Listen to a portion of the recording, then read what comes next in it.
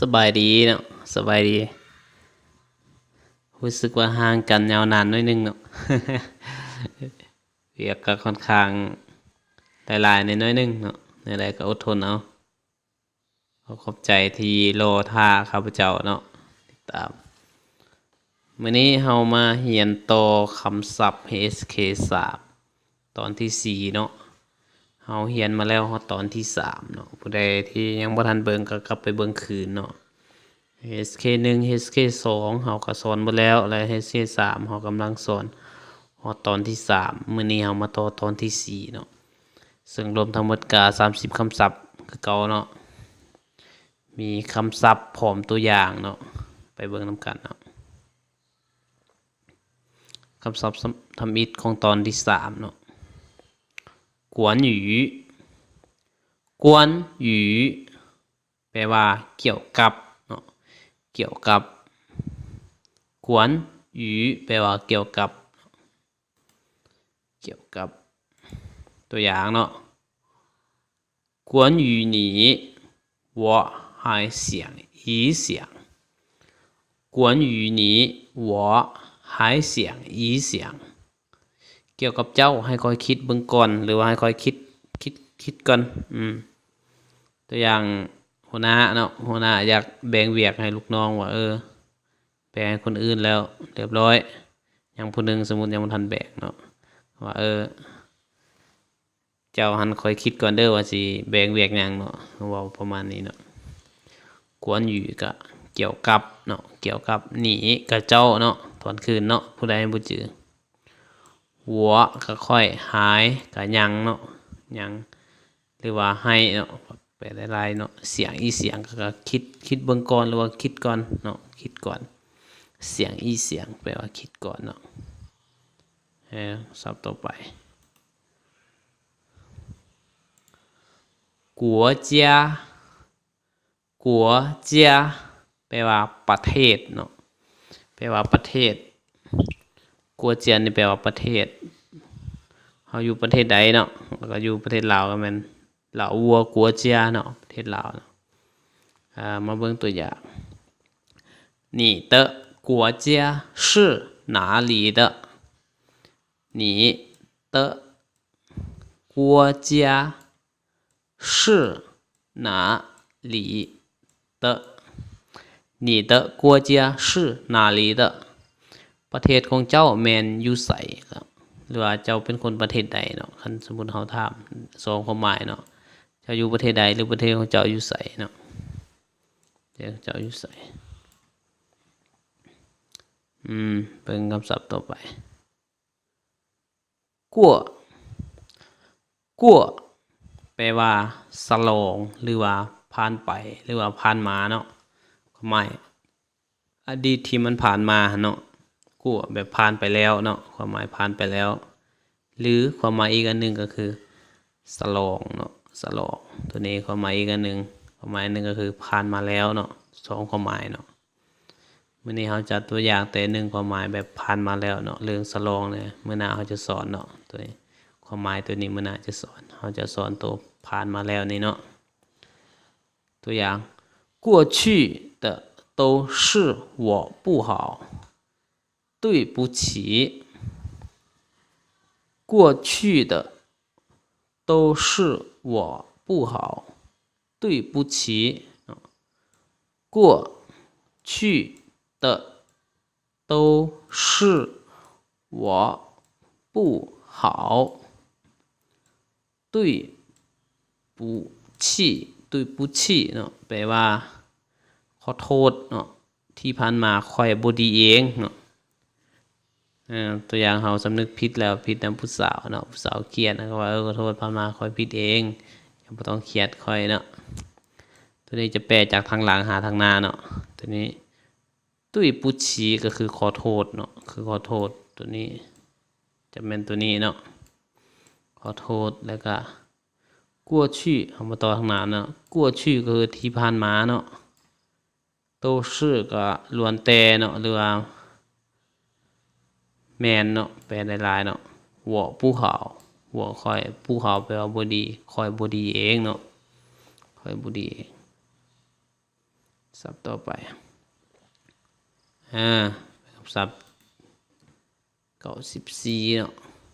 过去过去แปลว่าอดีตหรือผ่านมาเนาะอดีตหรือผ่านมาเนาะตัวอย่าง每个人都有过去的事情每个人都有过去的事情ทุกๆคนล้วนแต่มีอดีตหรือว่าทุกๆคนล้วนแต่มีเรื่องที่ผ่านมาเนาะแต่ละคนเนาะ每个人ก็แปลว่าทุกๆคน都ล้วนแต่เนาะล้วนแต่มีอะไรเนาะล้วนแต่มีเนี่ยล้วนแต่มี过去ก็ผ่านมา事情ก็คือเรื่องเนาะเรื่องราวต่างๆเนาะแต่ละคนข้าพเจ้าเชื่อว่ามีเรื่องราวต่างๆของไผมันเนาะอันนี้เนาะศัพท์ต่อไป还是ยังหรือว่าเนาะแปลได้2อย่างเด้อแปลว่ายังก็แม่นเนาะหรือว่าก็แม่นเนาะตัวอย่าง你要吃饭还是吃面你要吃饭还是吃面แปลว่าเจ้าอยากกินข้าวหรืออยากกินประเภทเส้นเนาะเป็นเส้นทีนี้เนาะฟ้านชื่อฟ้านแปลว่าข้าว要吃饭ก็แปลอยากกินข้าวให้ชื่อหรือว่าเนาะตัวนี้จะเป็นใส่ตัวที่2เนาะหรือว่าชื่อเมียนเนาะเมียนในที่นี้แม่นจะแปลประเภทเส้นเฟอเขาเปียกบ่เป็นมีต่างๆเนาะมันใส่เมียนหมดเนาะเมียนตัวนี้แปลว่าประเภทเส้นเนาะประเภทเส้นศัพท์ต่อไป害怕แปลว่ายานหรือว่าขี้ยานเนาะตายานเนาะ害怕แปลว่ายานเนาะตัวอย่าง你一个人去害怕吗你一个人去害怕吗เจ้าไปคนเดียวย่านบ่หรือเจ้าย่านบ่คันเจ้าไปคนเดียวเนาะ你一个人去害怕吗แปลว่าเจ้าไปคนเดียวย่านบ่เนาะไปคนเดียวย่านบ่เนาะไปคนเดียวย่านบ่เพิ่งสอบต่อไปเนาะหังปานแปลว่าเที่ยวบินเนาะเที่ยวบินของเครื่องบินนะเป็นเที่ยวเนาะหังปานแปลว่าเที่ยวบินนั่นเองเนาะตัวอย่าง你坐什么航班你坐什么航班แปลว่าเจ้านั่งเที่ยวบินหยังเนาะเจ้านั่งเที่ยวบินหยังเนาะจั่วแปลว่าหนังเนาะหางปานก็แปลว่าเที่ยวบินเสมอแปลว่าหยังเนาะตามตัวเลยเจ้านางเที่ยวบินหยังเนาะ你坐什么航班ศัพท์ต่อไปเฮยปานแปลว่ากระดานดำเนาะเฮยปานแปลว่ากระดานดำเฮยปานแปลว่ากระดานดำ黑板上写的是什么黑板上写的是什么อยู่เทิงกระดานดำเขียนยังแน่เนาะเขียนยังแน่หรือว่าเขียนยังแน่อยู่กระดานเนาะเฮ้ยปานกับกระดานเฮ้ยปานสร้างก็อยู่เทิงกระดานสร้างแปลว่าอยู่เทิงเสียเตเขียนเนาะชื่อแมนหรือว่าเป็นเนาะ什么แปลว่าหยังเนาะหยังซ้ำต่อไป后来แปลว่าภายหลังต่อมาเนาะภายหลังหรือต่อมาแปลได้2อย่างภายหลังก็ได้หรือต่อมาก็ได้แต่การนำใส่มันจะแตกต่างหน่อยนึงเนาะวันนี้เราจะตัวอย่างต่อมาเนาะแล้วมื้อหน้าเรามีเวลาเราสิ แปลว่าเฮาหลายเนาะแปลว่าภายหลังเนาะตัวอย่าง后来再也没见过他后来再也没见过他后来再也没见过他ต่อมาบ่พบเราเลยเนาะหรือว่าหลังจากนั้นบ่พบเราอีกเลยเนาะบ่พบเราอีกเลยเนาะเรานี่แม่นเราผู้หญิงเนาะก็หมายว่าผู้นั้นเป็นผู้หญิงเนาะต่อมาบ่พบเราเลยเนาะบ่พบเราเลย ศัพท์ต่อไปฮู้เจ้าฮู้เจ้าเนาะปึมผ่านแดนเนาะหรือว่าพาสปอร์ตเนาะปึมผ่านแดนหรือว่าพาสปอร์ตนั่นเองเนาะใส่สำหรับเฮาไปต่างประเทศเนาะโดยเฉพาะออกนอกประเทศไปไทยไปจีนไปประเทศใกล้เคียงยังไปได้เบิดเนาะฮู้เจ้าก็คือปึมผ่านแดนเนาะถือว่าง่ายๆคันอยู่ต่างประเทศมันคันสมมุติเฮานี่ไปต่างประเทศก็แม่นบัตรปึมประจำตัวของเฮาแหละเนาะตัวอย่าง把护照带上把护照带上เอาปึมผ่านแดนไปนำหรือว่าเอาพาสปอร์ตไปนำเนาะเวลาเว้าเขาเนาะสมมุติสิไปต่างประเทศเอาปึมพาสปอร์ตไปนำเด้อสิเขาว่า把护照带上คือ带ทีนี้ก็ไปนำเนาะไปนำป่าก็คือเอาเนาะเอาไปนำอะไรเนาะศัพท์ต่อไปหัวแปลว่าใส่หรือใส่จ่ายเนาะตัวนี้จะบอกเรื่องการจ่ายเงินจ่ายคำนี่เนาะจ่ายเงินนี่มันมี2ความหมายเนาะแต่เอาความหมายนึงก่อนเนาะใส่จ่ายบอกเรื่องการจ่ายเงินเนาะตัวนี้เฮาจ่ายเงินหมดเท่าใดเนาะตัวอย่าง这个月你花多少钱了这个月你花多少钱了เดือนนี้เจ้าจ่ายเงินไปเท่าใดแล้วเนาะเจ้าจ่ายเงินไปเท่าใดแล้ว这个月你花多少钱了เดือนนี้เจ้าจ่ายเงินหมดไปเท่าใดแล้วหรือเจ้าจ่ายเงินไปเท่าใดแล้วเนาะ这个月แปลว่าเดือนนี้เนาะนี่ก็เจ้าเนาะหัวก็แปลว่าจ่ายเนาะ多少钱ก็เท่าใดแล้วเนาะเท่าใดแล้วต่อไปหัวคือกันเนาะกับตัวนี้เบิ่งเด้อกับคือนึงตัวนี้เขียนคือกันแต่ใส่บ่คือกันนี่อันเดียวกันเป๊ะเลยแต่ความหมายบ่คือกันเนาะเพราะฉะนั้นสำคัญเวลาเขาใส่เนาะเวลาเขาใส่เฮาจะจำแนกออกแล้วตัวนี้มันแปลดอกไม้แปลเป็นดอกไม้อีกตัวนึงมันแปลเป็นการจ่ายเนาะสำคัญอยู่ในประโยคการใส่พุ่นเนาะตัวนี้กัน花แปลว่าดอกไม้เนาะแปลว่าดอกไม้ตัวอย่าง这束花真漂亮这束花真漂亮ดอกไม้โซนี้งามหลายเนาะหรือว่างามแท้ๆดอกไม้โซนี้เนาะเวลาแปลครับเจ้าจะอธิบายตัวนี้สู้ก็แปลว่าโซเนาะโซของดอกไม้เนาะสู้ตัวนี้แปลว่าโซเจ้าสู้หัวก็แปลว่าดอกไม้โซนี้เนาะ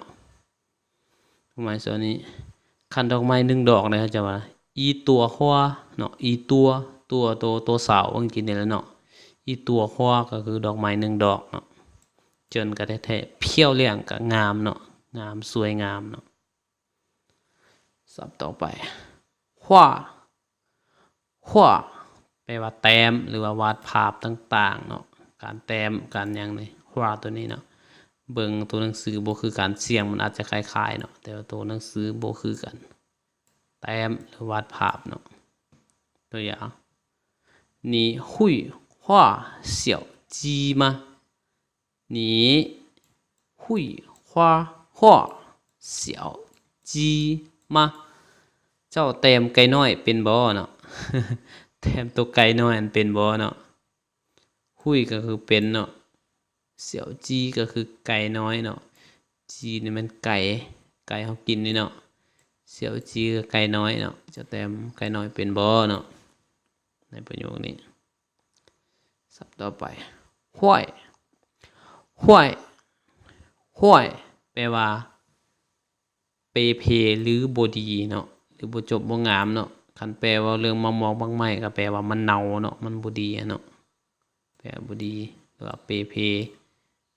คันว่าเรื่องคนก็แปลว่าคนบ่ดีเนาะว่าเรื่องบางไม้ก็แปลบางไม้เน่าเนาะแปลได้หลายอย่างเนาะตัวอย่าง这芒果坏了不能吃这芒果坏了不能吃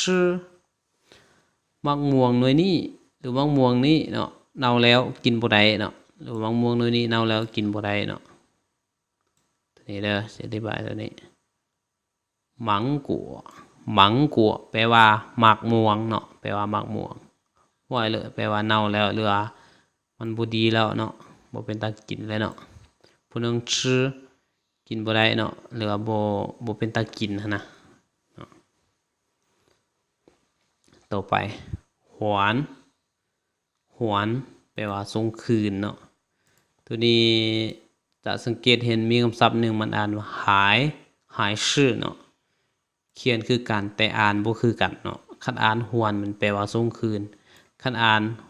หายแปลว่าหยังเนาะมันจะต่างกันบ่นี้เนาะเพราะฉะนั้นถ้ามันอ่านเสียงหวนนี่แปลว่าส่งคืนเนาะเขียนคือกันเด้อตัวนี้กับตัวนั้นอันเดียวกันเลยแต่เพียงเว้าเสียงบ่คือกันการอ่านบ่คือกันเนาะตัวอย่าง他已经把钱还给我了他已经把钱还给我了เราได้เอาเงินมาส่งคืนข่อยแล้วที่จริงเราได้เอาเงินมาส่งคืนข่อยแล้วเนาะแปลว่าเราได้เอาเงินมาส่งคืนข่อยแล้วเนาะ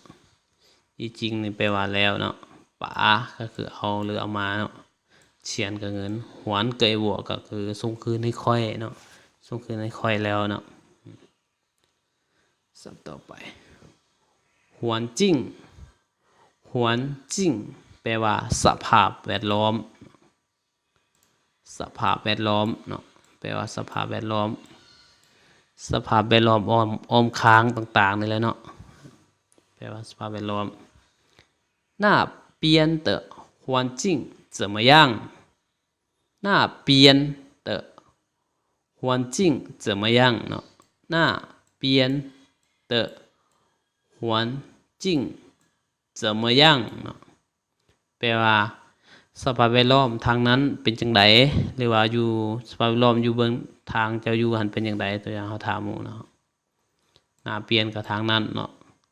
ความจริงสภาพแวดล้อม怎么样怎么样แปลว่าเป็นจังไดเป็นแนวใดเนาะ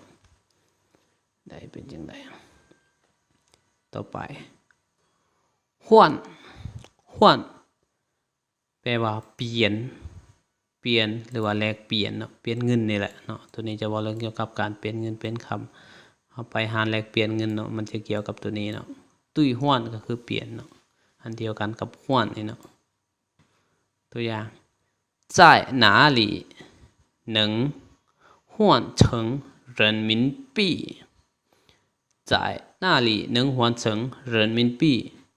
อยู่ไสสามารถเปลี่ยนเป็นเงินหยวนหรือเป็นเงินจีนเนาะว่าง่ายซะอยู่ไสสามารถเปลี่ยนเป็นเงินจีนได้เนาะเงินหยวนก็เป็นสกุลของเงินจีนเนาะ在哪里能换成人民币人民币ก็แปลว่าเงินหยวนเนาะแปลว่าเงินหยวนนั่นเองเนาะคันสิแปลตามตัวนี้แปลว่าเงินของประชาชนเนาะเงินของประชาชนจีนเนาะก็คือเงินจีนนั่นเองเนาะศัพท์ต่อไปหวงเหือหวงเหือแม่น้ำเหลืองเนาะซึ่งเป็นแม่น้ำหนึ่งที่ใหญ่อยู่ในจีนเนาะที่ใหญ่เป็นแม่น้ำหนึ่งที่คนจีนนับถือว่าเป็นแม่น้ำที่ยาวเนาะยาวหลายผู้ใดอยากรู้ประวัติแม่น้ำเหลืองนี่ก็สามารถเสิร์ชอยู่ในเน็ตได้เนาะเป็นมันใหญ่กว่าแม่น้ำคลองเขาเองเนาะใหญ่ได้แม่น้ำที่ขนาดใหญ่ของจีนเนาะตัวอย่าง จ่ายนาหลีหนึ่งเนาะโอ้ตัวนี้ยังไม่ทันได้เปลี่ยนโทษหลายๆเดี๋ยวขอขามเด้อตัวนี้ลืม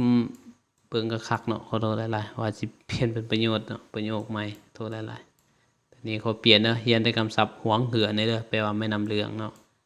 เมื่อนาครับเจ้าสิเติมให้อันนี้ลืมเบิ่งเนาะโทษศัพท์ใหม่หุยอี้แปลว่าประชุมเนาะหรือว่าการประชุมหุยอี้ประชุมหรือว่าการประชุมเนาะหุยอี้ประชุมตัวอย่าง明天早上8点有一个会议明天早上8点有一个会议มื้ออื่น8 โมงเช้ามีการประชุมเนาะหรือมื้ออื่นตอนเช้ามีการประชุมเวลา8 โมงเนาะแล้วเขาบอก8 โมงเช้ามีการประชุมมิงเทียนก็คือมื้ออื่นเนาะเจ้าช่างก็คือตอนเช้าป้าเตียนเห็นบ่เอาสังเกตเวลาป้าเตียนก็เป็น8 โมงเนาะชีนนี่มันจะเว้าจากใหญ่หาน้อยก็คือว่ามื้ออื่นเนาะมื้ออื่นมันจะใหญ่กว่าหมู่เนาะต่อมาเจ้าช่างก็ต่อมาตอนเช้าเนาะมื้ออื่นตอนเช้า8 โมง8 โมงมันจะเว้าตัวย่อยมาเนาะเทื่อละน้อยอันนี้ขอสังเกตเนาะเดี๋ยวอีกหุยอี้ก็คือมีการประชุมเนาะมีการประชุมศัพท์ต่อไป或者或者หรือว่าเนาะหรือว่าตัวนี้จะเท่ากับหายชื่อความหมายอันเดียวกันเด้อมีหะหายชื่อก็แปลว่าหรือว่าคือกันเนาะแล้วก็或者ก็แปลว่าหรือว่าคือกันดังนั้น2คำศัพท์นี้เลือกใช้เนาะ2คำศัพท์นี้เลือกใช้เฮาจะใช้ตัวนี้หรือใช้ตัวนั้นก็ได้หมดเนาะถูกหมดเนาะถูกหมดตัวอย่าง我去或者你去都可以我去或者你去都可以ค่อยไปหรือว่าเจ้าไปก็ได้หมดก็ได้หรือว่าค่อยไปหรือว่าเจ้าไปก็ได้คือกันเนาะได้คือกันในประโยคนี้เนาะ我去ก็ค่อยไป你去ก็เจ้าไป都可以แปลว่าได้หมดเนาะได้คือกันเนาะได้หมดและได้คือกันต่อไป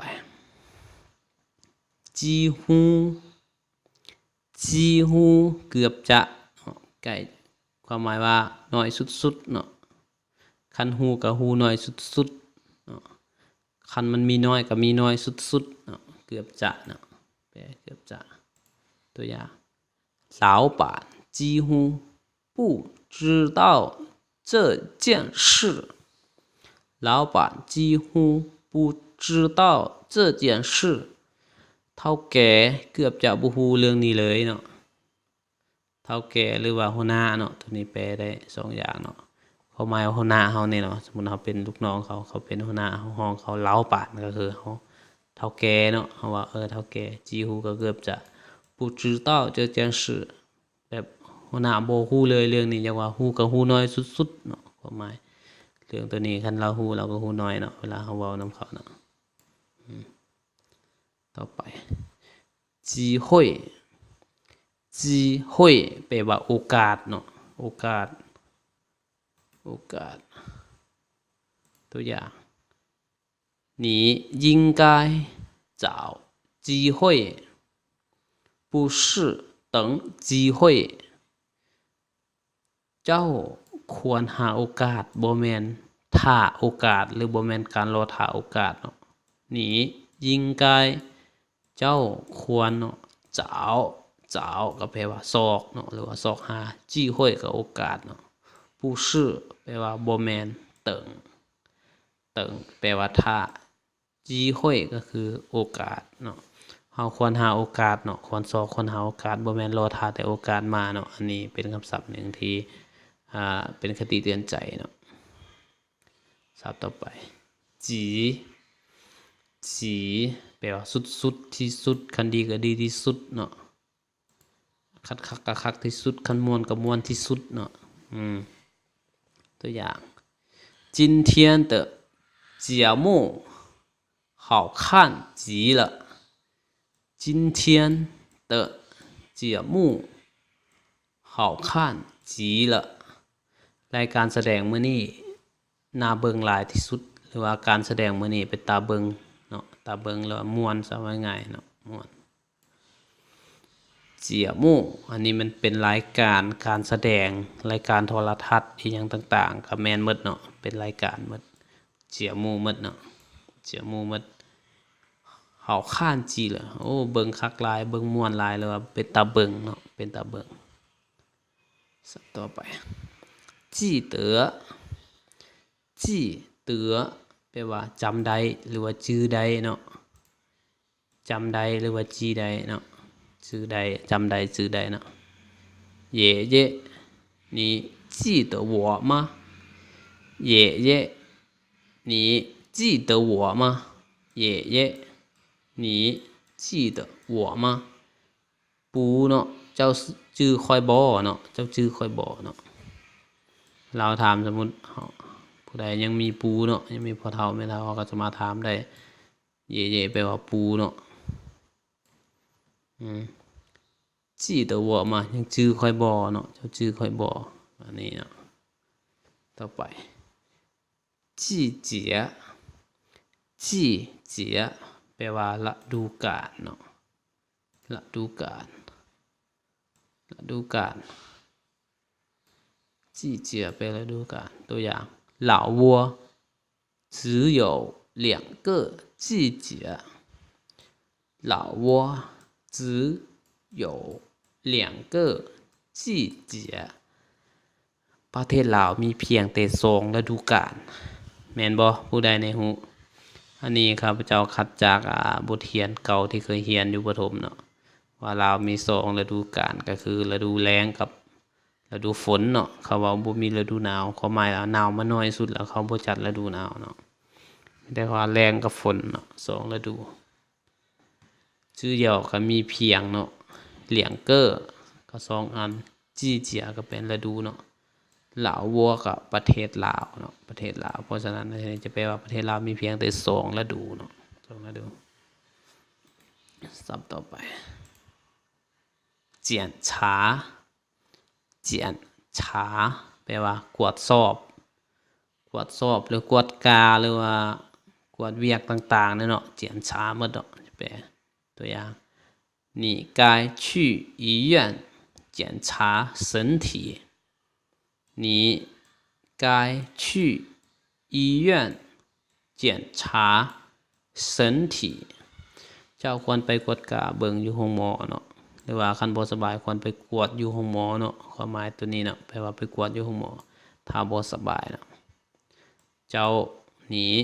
กายก็คือควรเนาะชื่อก็ไป医院ก็ห้องหมอ检查กวดเนาะ身体แปลว่าสุขภาพหรือว่าร่างกายเนาะร่างกายเฮานี่นะสุขภาพร่างกายต่อไป简单ง่ายเนาะหรือว่าง่ายๆเรียบง่ายสบายเนาะง่ายเรียบง่ายหรือว่าสบายเนาะตัวอย่าง今天的考试都很简单今天的考试都很简单เนาะสอบเสียงมื้อนี้มีแต่ข้อง่ายๆหรือว่าหัวบทสอบเสียงมื้อนี้มีแต่ข้อง่ายๆเนาะเฮ็ดง่ายๆบ่ยากเนาะจินเทียนแปลว่ามื้อนี้เข้าชื่อก็คือสอบเสียงเฮาเคยบอกตลอดเนาะแต่มาย้ำคือเนาะล้วนแต่หรือว่าแต่เนาะโตเหินก็หลายๆเนาะความหมายง่ายก็ง่ายๆสุดๆเนาะเจียนตานก็ง่ายเนาะง่ายศัพท์ต่อไป见面พบหรือว่านัดกันเนาะนัดพบหน้าว่านัดเห็นหน้าเจอกันเนาะเจียนก็เมียนก็พบกันเนาะตัวอย่าง有空时候我们见个面吧有空时候我们见个面吧有空时候我们见个面吧ตอนใดมีเวลาว่างพวกเรานัดพบกันเนาะหรือว่าเวลาว่าง ตัวใดเฮาวางแล้วก็นัดกันนัดไปพบบนใดบนหนึ่งเนาะความหมายโยคงก็คือมีเวลาเนาะชื่อเฮาก็เวลาเนาะความหมายคงนี่มันวางเนาะมีเวลาวางเนาะเจียนเกอเมียนกับเจียนเมียนเนาะตัวนี้เจียนเกอเมียนกับเจียนเมียนอันเดียวกันเนาะใส่เกอทางกลางนี่ก็ความหมายอันเดียวกันเนาะความหมายอันเดียวกันสับต่อไปเจียนคางเจียนคางแข็งแรงเนาะว่าเรื่องสุขภาพแข็งแรงเนาะเจียนคางจะเป่าแข็งแรงสุขภาพดีสุขภาพแข็งแรงเนาะตัวอย่าง祝你身体健康祝你身体健康ขอให้เจ้าจงมีสุขภาพแข็งแรงเนาะหรือว่าอวยพรให้เจ้าจงมีแต่สุขภาพแข็งแรงสมบูรณ์เนาะจูก็คืออวยพรหรือว่าขอให้เนาะ身体健康ก็สุขภาพแข็งแรงอันนี้ก็เป็นบทหนึ่งที่ตรงในเรียนเนาะเวลาเว้าเนาะตรงในหูศัพท์ต่อไปเจียงแปลว่าเว้าหรือสอนเนาะเว้าหรือสอนเจียงในส่วนหลายเว้าเรื่องการปากเอาปากเว้าจังซี่แหละเจียงเนาะเอาปากมาสอนนี่เนาะตัวอย่าง这位老师讲课真清楚这位老师讲课真清楚อาจารย์ผู้นี้สอนชัดเจนดีหรือว่าอาจารย์ผู้นี้สอนได้ดีหลายสอนได้ละเอียดเนาะสอนได้เก่งเนาะหมายว่านักเรียนเข้าใจเนาะเวลาเราสอนเนาะ讲清楚เนาะตัวอย่างอธิบายเลยเว่老师ก็แปลว่าเวตัวนี้จะแปลว่า